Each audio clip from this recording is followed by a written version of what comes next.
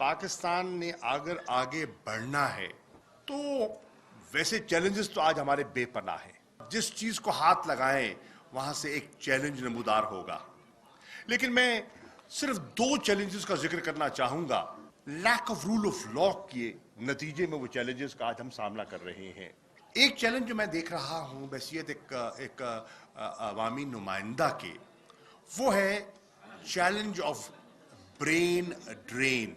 पाकिस्तान का जो पढ़ा लिखा तबका है, जो टैलेंटेड तबका है, मुझे अफसोस से कहना पड़ रहा है, भारी दिल से कहना पड़ रहा है, वो पाकिस्तान में अपने मुस्तकबिल के बारे में मायूस दिखाई दे रहा है। तकरीबन 40% नौजवानों ने मुल्क में अपने मुस्तकबिल को तारीख देखा, उनकी नजर में तारीख था। ये लम्हा फिक्रिया है।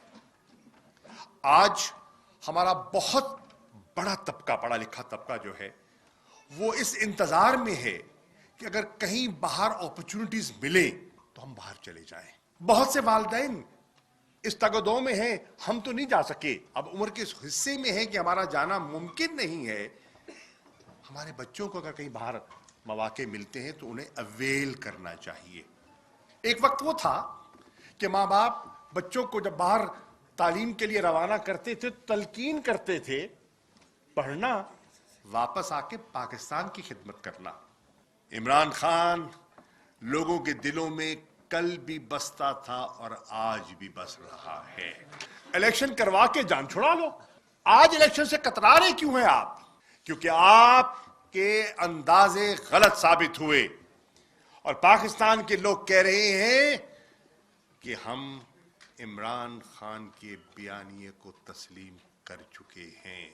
ये खौफ है, ये वो खौफ है जो आज जो हुक्मरान हैं, जो पीडीएम के सरबराहन हैं, वो इलेक्शन से कतरा रहे हैं। स्टार न्यूज़, जियो पाकिस्तान के लिए।